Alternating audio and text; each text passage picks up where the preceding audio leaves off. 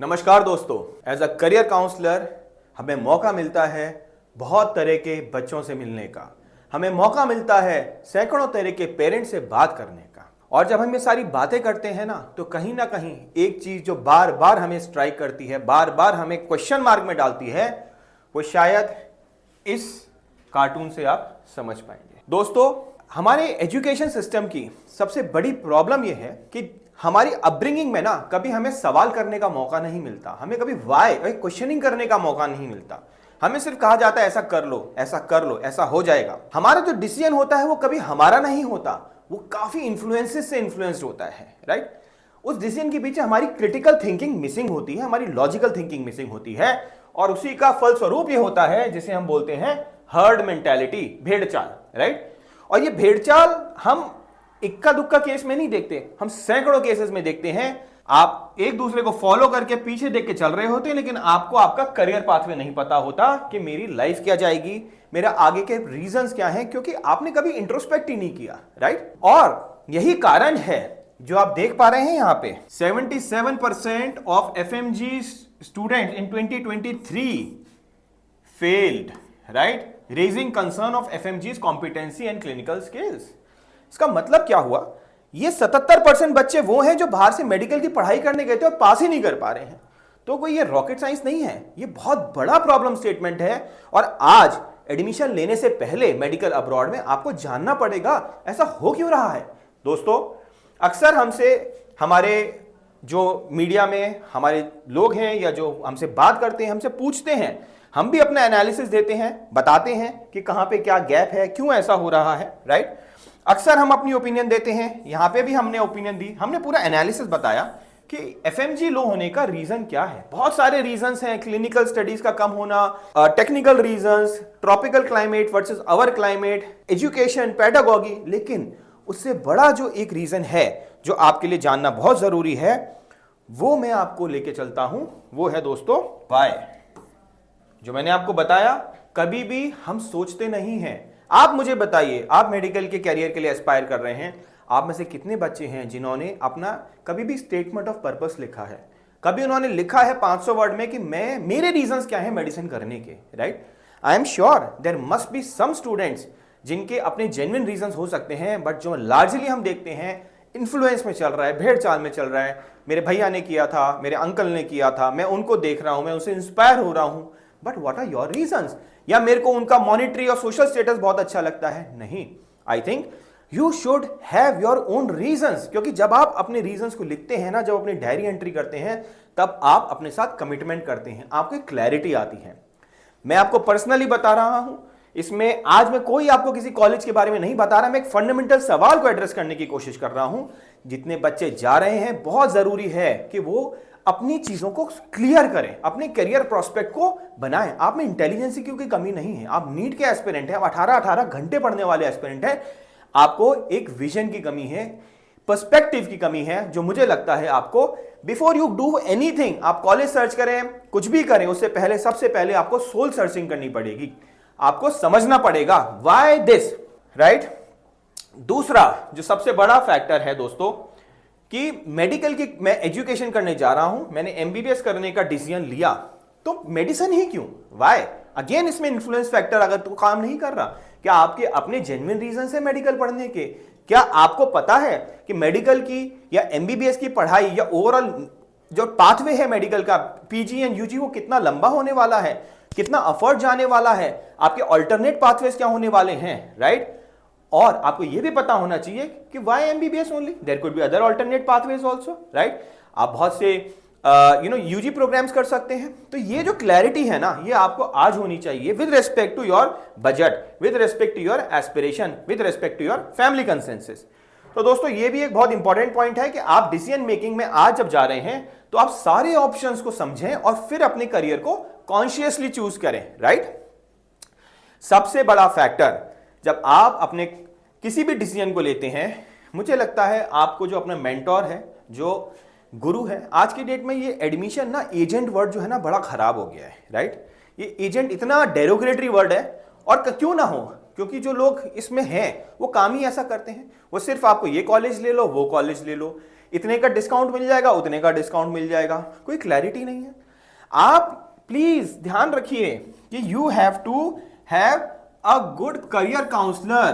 Please आपको किसी college seller से बात नहीं करनी, वो जो आपको एक पर्टिकुलर कॉलेज के लिए बेचने चाहता है। आप बात करिए, हर तरह का सवाल पूछिए। आपके पास एज अ मेडिकल एस्पिरेंट अपने पास 20, 25, 50 सवाल की लिस्ट होनी चाहिए। आपको पूछना चाहिए, सर मैं मेडिकल की पढ़ाई बाहर करने जाना चाहता हूं, मेरे लिए आप सिर्फ ये मत बताइए कि बेस्ट क्या हो सकता है, कम से कम ड्यूरेशन कितनी हो सकती है। आप एक वर्स्ट केस सिनेरियो भी लेके चलिए कि सर अगर आज आप 6 साल की पढ़ाई बता रहे हैं, अगर इसके बाद आप यहाँ लाइसेंसिंग एग्जाम बता रहे हैं, अगर मैं यहाँ फर्स्ट अटेम्प्ट क्लियर नहीं कर पाया तो मेरे पास दूसरा अटेम्प्ट कितने दिन बाद होगा, लाइसेंसिंग एग्जाम की लैंग्वेज भाषा क्या होगी, लैंग्वेज क्या होगी। तो ये सारे सवाल आपको पूछने चाहिए। आपको पूछना चाहिए कि सर फॉर गॉड फिर अगर आज मैं अब्रॉड गया पढ़ने के लिए और यहाँ से मैं वापस इंडिया ना आके मैं दूसरे कंट्रीज के लिए जाना चाहता हूँ, मैं USMLE लिखना चाहता हूँ, मैं प्लैप लिखना चाहता हूँ, मैं AMC लिखना चाहता हूँ, या मैं मिडिल ईस्ट जाना चाहता हूँ, तो मेरे पाथवेज आप आज मुझे बताइए। ऐसा क्यों होगा कि ये 3 साल बाद आपको पता होना चाहिए? आपके पास इन सारी चीजों की जानकारी होनी चाहिए। आपको पता होना चाहिए डिफिकल्टी लेवल किस पाथवे का कितना है, किस पाथवे में कितना खर्चा आने वाला है और आपके लिए क्या वो चूज हो सकता है। तो आपके पास मेन प्लान और बैकअप प्लान दोनों आज होने चाहिए दोस्तों, ये बहुत इंपॉर्टेंट होता है। तो मेरा मानना यही है, please select your counsellor, right. Mentor का चुनाव करिए, और मेंटोर ऐसा जो सिर्फ एडमिशन नहीं, आपको लॉन्ग टर्म आपकी लाइफ तक, जब तक आप पास कर रहे हैं। आज हम आपको बताते हैं, हमारे स्टूडेंट आज तक हमारे से टच में रहते हैं क्योंकि हमने कभी उनको छोड़ा नहीं। मैं आपको बताना चाहता हूं, गेट माई यूनिवर्सिटी काफी रिसर्च करती है और इसी रिसर्च के फलस्वरूप हम लोगों ने आपके लिए बहुत अच्छा प्रोडक्ट डेवलप किया है, जो मैं आपको अपने अगले वीडियो में बताऊंगा। एक ऐसा प्रोडक्ट जिससे हम आपको पूरी स्ट्रक्चर, एजुकेशन की स्ट्रक्चर की प्लानिंग करेंगे। प्रॉब्लम ये होती है कि हम जाते हैं, एक इन्फ्लुएंस में खो जाते हैं, फिर दूसरे तीसरे साल बाद हमें याद आती है, अरे हमें तो MCI का एग्जाम या नेक्स्ट का एग्जाम क्लियर करना है। नो, ये एक पूरी जर्नी है और ये जर्नी मॉड्यूलरली ग्रेजुअली पास करनी चाहिए। आपका एक प्लान होना चाहिए, आपके पास कंटेंट होना चाहिए, यूनिफॉर्म कंटेंट, इवैल्यूएशन, इस सारी चीजों को मद्देनजर हमने एक प्रोडक्ट बनाया है जो मैं आपको जरूर बताऊंगा। और हमारे बच्चों के लिए ये बहुत बहुत अमेजिंग प्रोडक्ट होने जा रहा है दोस्तों। तो दोस्तों आगे जो सबसे इंपॉर्टेंट पॉइंट इसके बाद आता है आपका, वो आता है completely fulfilling NMC FMGL regulation. बार बार आपको बोला गया है FMGL रेगुलेशन को आपको बहुत क्लियरली अच्छे से फुलफिल करना है, राइट। FMGL रेगुलेशन में क्लियरली NMC बार बार वार्निंग दे चुकी है, अगर आप एक पॉइंट भी मिस करते हैं आपकी पूरी डिग्री को हम एक्सेप्ट नहीं करेंगे। You can't practice allopathy back in India, right, it will be good for nothing. मैं एक चीज और बताना चाहता हूं दोस्तों, एक बड़ा ना फैंसी वर्ड दिखाया जाता है, आप लोगों को बड़ी उम्मीदें दिखाई जाती हैं, बड़ा हनी कोट और शुगर कोट चीजें बताई जाती हैं। अरे बेटा USMLE तो बहुत ईजी है, इंडिया नहीं भी आओगे तो कोई बात नहीं, बाहर का बाहर निकल जाओगे। ऐसे कितने इंस्टांसेस हैं, लास्ट ईयर बच्चों ने गलत जगह एडमिशन लिया और क्योंकि उन्होंने इन रेगुलेशंस को फुलफिल नहीं किया, और लेने के बाद जब उन्होंने अपने लोगों से वापस पूछा कि सर आपने तो हमें रेगुलेशन के बारे में बताया ही नहीं, तब उनका व्यू पॉइंट क्या था, अरे बेटा इंडिया में क्या रखा है, वापस इंडिया के क्या करोगे, आप US जाओ ना, आप UK जाओ। अरे US UK जाना कोई टॉम एंड जेरी का गेम है, it's a very very complicated task. So please आप यहां ध्यान रखिए, आपको अपने FMGL रेगुलेशंस को बहुत क्लियरली फुलफिल करना है और इसमें कहीं कोई कोताही नहीं होनी चाहिए। आप हमारे वीडियोस देखिए जहां हमने आपको बार बार एक्सप्लेनेटरी करके बताया है कि अगर आप इंडिया आना चाहते हैं तो आपको किन किन चीजों का ध्यान रखना पड़ेगा, क्योंकि कॉलेज ट्रांसफर अलाउड नहीं है। आपने जो एक डिसीजन ले लिया वो आपका फाइनल डिसीजन होगा, राइट। तो आपको एक क्लियर होना चाहिए कि उस जिस भी कंट्री में जा रहा हूं, जिस भी कॉलेज में चुनाव कर रहा हूं, वहां के चैलेंजेस क्या है, वहां का क्लाइमेटिक कंडीशन क्या है, वहां की पेडागॉजी क्या है ना, वहां का एजुकेशन सिस्टम क्या है, वो सिटी कैसा है जहां पे मैं जाने जा रहा हूं, राइट। तो ये बहुत सारे एस्पेक्ट जो हैं वो आपको ध्यान रखने चाहिए, जिससे कि आपको कहीं भी किसी भी लेवल पे परेशानी का सामना न करना पड़े। दोस्तों जैसा मैंने बोला, कंट्री सिलेक्शन और कॉलेज सिलेक्शन आपको बहुत ध्यान से करना है, राइट, क्योंकि यही आपका डिफाइनिंग फैक्टर होगा आपके एजुकेशन को लेकर, राइट।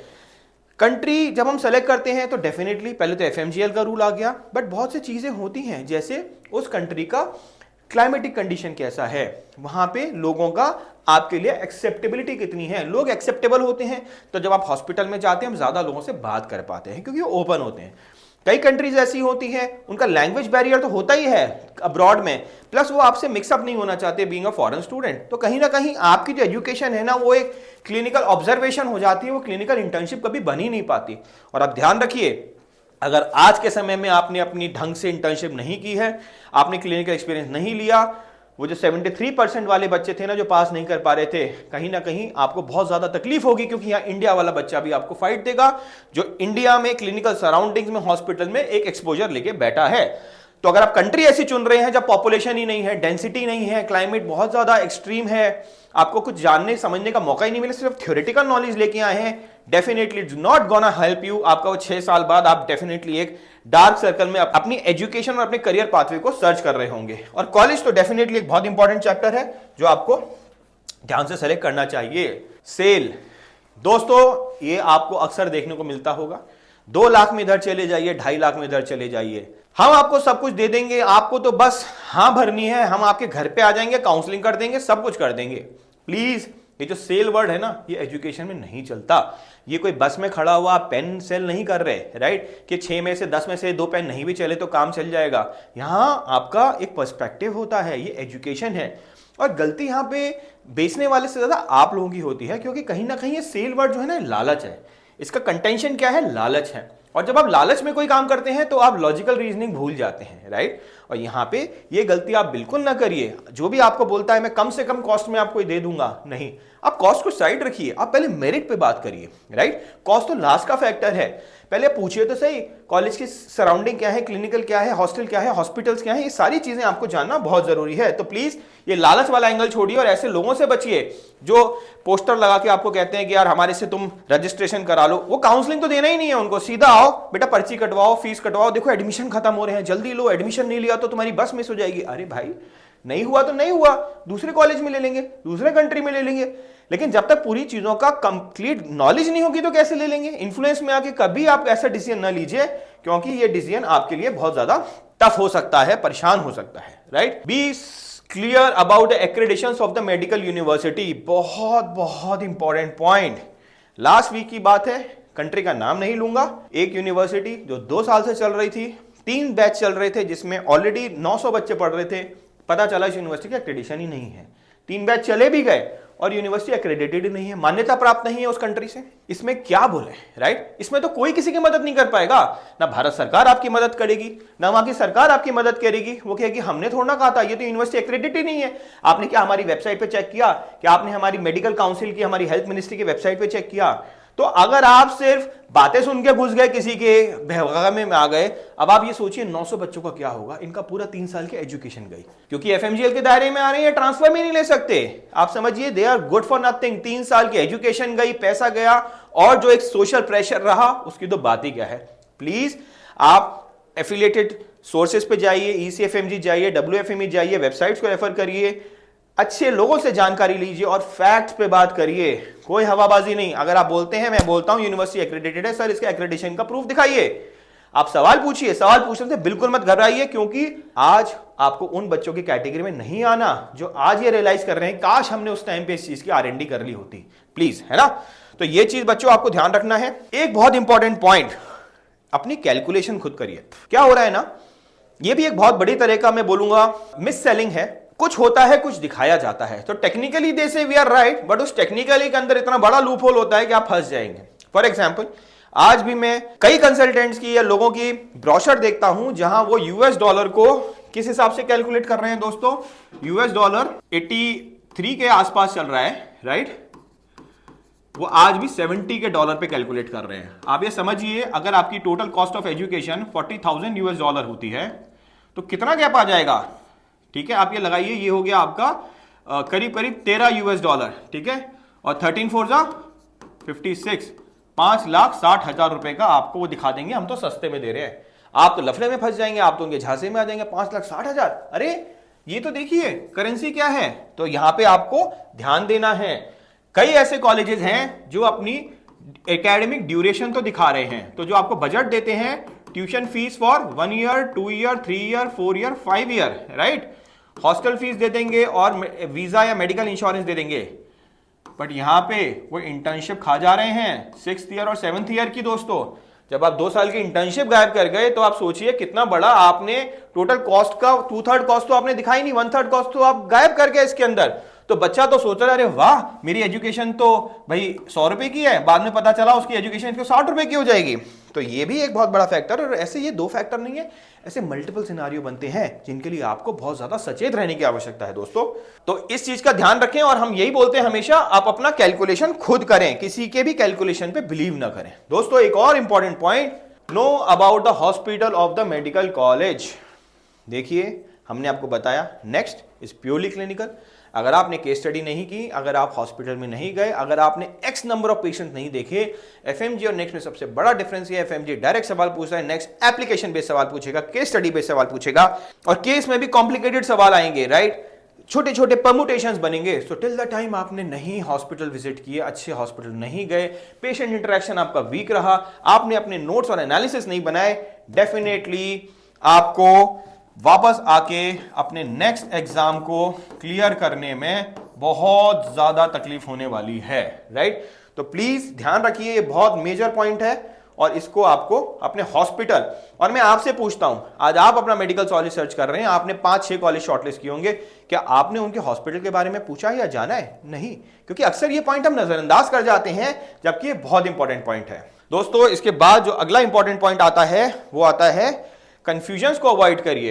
एफएमजीएल रेगुलेशन से लेकर या और भी चीजों से लेकर कहीं भी आपको अगर कंफ्यूजन नजर आए, पहले तो आप फैक्ट पे बात करिए, डॉक्यूमेंट्री बात करिए, किसी से वर्बल बात मत करिए, फैक्चुअल बात करिए। और फैक्चुअल में भी आप कॉलेज की साइड मत सुनिए कि कॉलेज ने आपको लेटर दे दिया कि हाँ हाँ हाँ ये हम फुलफिल कर रहे हैं, नहीं, आपको बात करनी है वहां की मेडिकल कमीशन की, वहां की हेल्थ मिनिस्ट्री की, उस कंट्री की, या इंडिया में जो भी एनएमसी बोल रही है उनके पर्सपेक्टिव की, या इंडियन एम्बेसी जो बोल रही है उनके perspective, that can be considered as a official documentation. उसके अलावा अगर कोई भी आप डिसीजन ले रहे हैं तो प्लीज मत लीजिए, मत लीजिए, मत लीजिए। मैं आपको बहुत कॉन्शियसनेस के साथ कह रहा हूं, बहुत बच्चे परेशान हुए हैं, बहुत बच्चे सफर किए हैं। हम नहीं चाहते एक भी बच्चा और ऐसा हो जो आज के जमाने में अपडेटेड होने के बावजूद भी इस पूरे डिसीजन मेकिंग में एक गलत डिसीजन ले। सो दोस्तों ये एक पर्सपेक्टिव था आपके लिए, ये एक पूरा इंसाइट था कि जो आप कर रहे हैं इसको ढंग से करें, इन पॉइंट्स को ध्यान में दें। और प्लीज मैं अगेन फिर इसी स्लाइड पे आता हूं, हर्ड मेंटालिटी का पार्ट न बने, अपने डिसीजन खुद लें, अपनी चेकलिस्ट खुद बनाएं, अपनी रिसर्च खुद करें, रीजंस क्यों करना चाहता हूं खुद बनाएं, अपना बजट खुद डिफाइन करें, अपना कैलकुलेशन खुद डिफाइन करें। और अच्छा डिसीजन लेने में मेहनत क्या है? अरे आप पढ़े लिखे बच्चे हैं, आप लोगों ने इतनी मेहनत की है, थोड़ा सा अपना डिसीजन लेंगे तो आपको कॉन्फिडेंस आएगा, आपको मजा आएगा। अब जानिए कि नेक्स्ट में ऐसा क्या होता है, मैं आपको अगले कंटेंट में बताऊंगा कि नेक्स्ट के एग्जाम में किस तरह के सवाल आएंगे। आपको पता होना चाहिए मेरे से एक्सपेक्टेशन क्या है 6 साल बाद। अगर आपको अपना एंड गोल पता है तो आप डे 1 से उस गोल के लिए प्लान्ड वे में जाएंगे। सो दोस्तों इसी के साथ टीम गेट माई यूनिवर्सिटी की तरफ से मैं अनुज गोयल, प्रयास यही रहता है आप जागरूक बने, आप एजुकेट बने, किसी पे ब्लाइंडली ट्रस्ट ना करें और एक्सटर्नल फैक्टर्स के थ्रू डिसीजन ना लें, आप अपना डिसीजन लें क्योंकि वो आपका अपना डिसीजन होगा और आप उसको ओ करेंगे। Thank you friends, thank you very much for being a wonderful audience. अगर आपको लगा कि हमारा प्रयास कहीं ना कहीं आपकी लाइफ में एक सार्थक वैल्यू देता है, प्लीज हमें मोटिवेट करें, हमें लाइक करें, अपने दोस्तों से शेयर करें, और कोई भी आपका सवाल हो प्लीज आप हमसे संपर्क करें।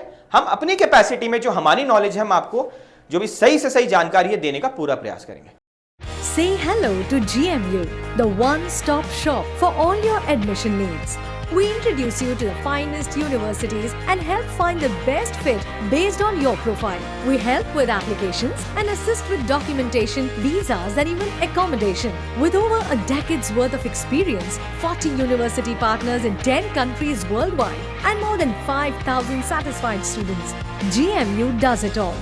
Fix a meeting with us today.